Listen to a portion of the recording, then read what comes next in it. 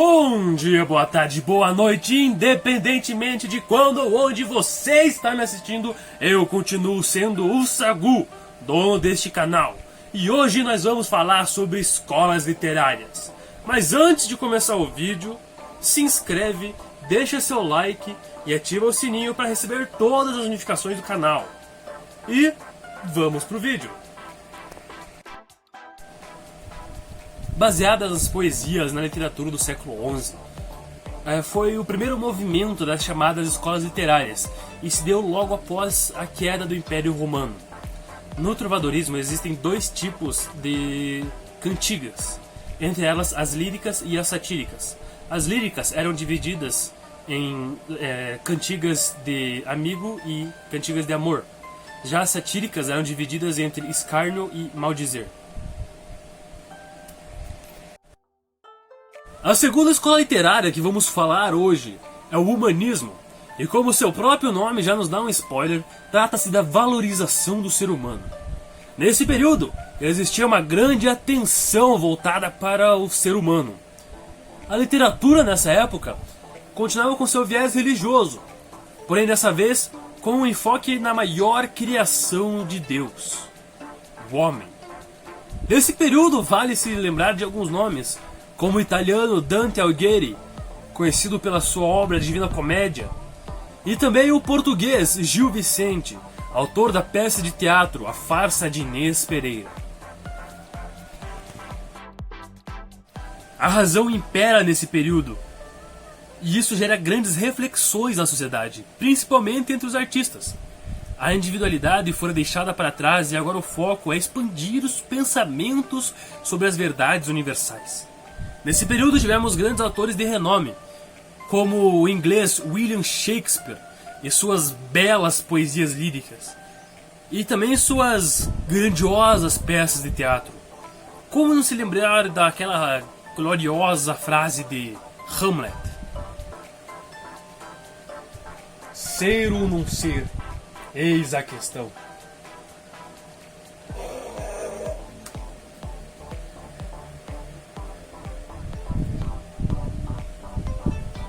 Além de William Shakespeare, vale citar um dos autores de uma das minhas obras preferidas, Miguel de Cervantes, que escreveu nada mais nada menos que a grandiosa obra Dom Quixote de La Mancha.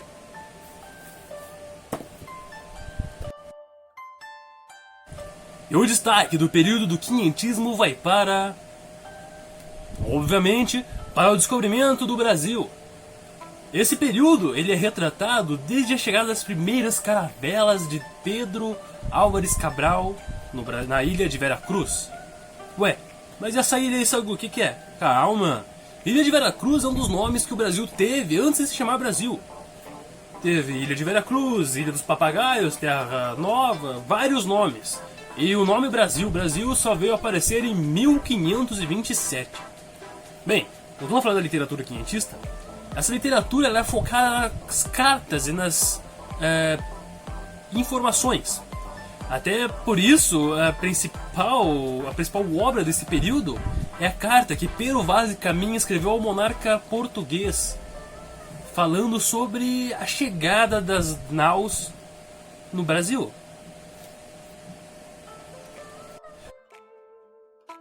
Na quinta escola literária, a arte ganha espaço e a filosofia começa a questionar a existência do homem.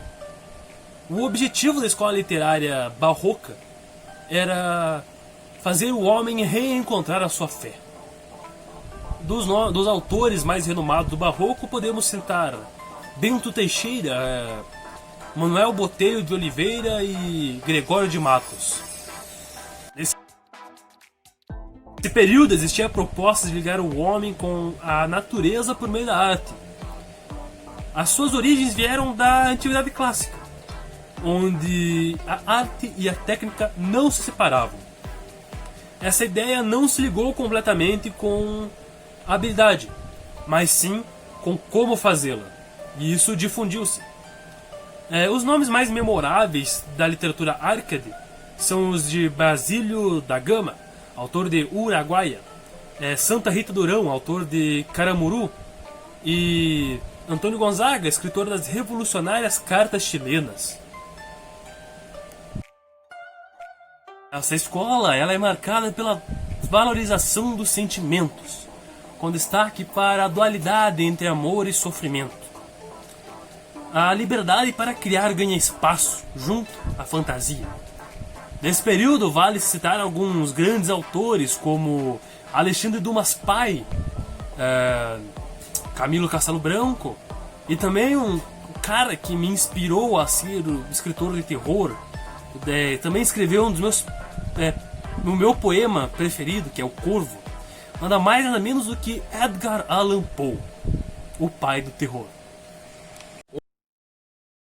O realismo faz uma crítica ferrenha ao capitalismo e também à valorização extrema do dinheiro. Esse movimento tenta mostrar o homem como ele realmente é, um ser dotado de qualidades e de defeitos. A frase que mais se encaixa neste movimento é: o homem é bom, a sociedade o corrompe. Alguns autores que podemos citar do realismo são Gustave Flaubert, Charles Dickens, Charlotte e Emily Bronte, Fyodor Dostoiévski, Leon Tolstói, Essa de Queiroz, Cesário Verde, Antero de Quintana e Emile Zola, Eugênio de Castro, Camilo Peçanha, Arturo Rimbaud e Charles Baudelaire.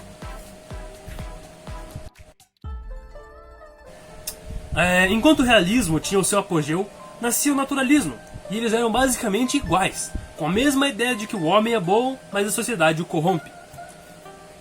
Só que a diferença entre eles é que o realismo ele tinha o foco na classe alta, e já o naturalismo tinha o foco na classe pobre. E isso é muito notável na obra de Aloysio de Azevedo, O Cortiço.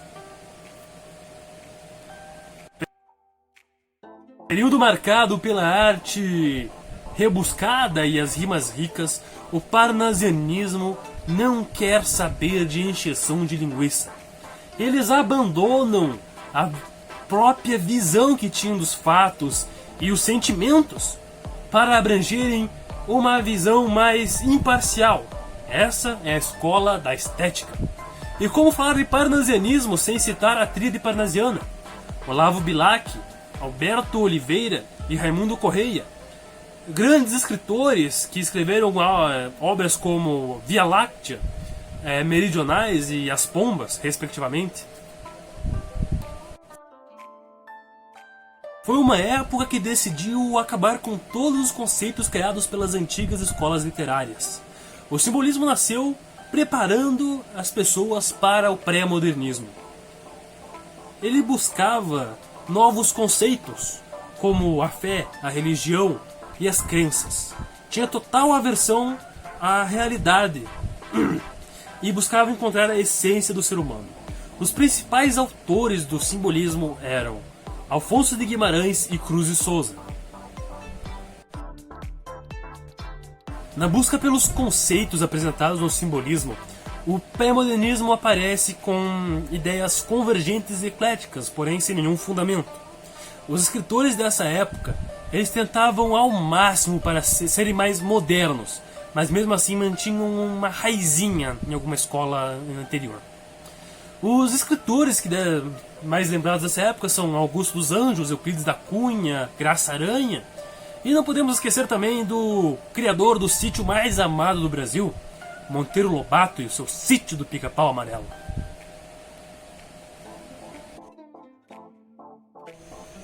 Iniciada na gloriosa Semana da Arte Moderna de 1922, essa escola deu uma nova cara para a literatura, com uma grande liberdade de expressão e sem se apegar ao passado. Essa com certeza foi uma das maiores escolas literárias, pois apresentou um novo conceito artístico e criou um novo traço de sua essência.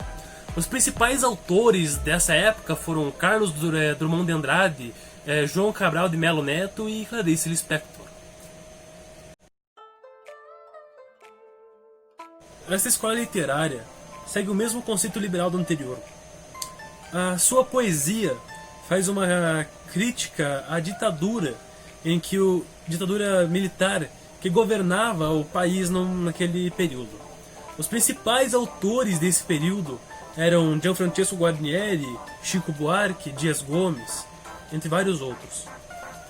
E bem, com isso terminamos o nosso vídeo de hoje. Espero que tenham gostado, e se gostaram deixem seu like, e se não gostaram deixem seu like igual. Se inscrevam no canal e ativem o sininho, porque eu pretendo reativar esse canal nos próximos meses. Um grande abraço no seu coração e tchau!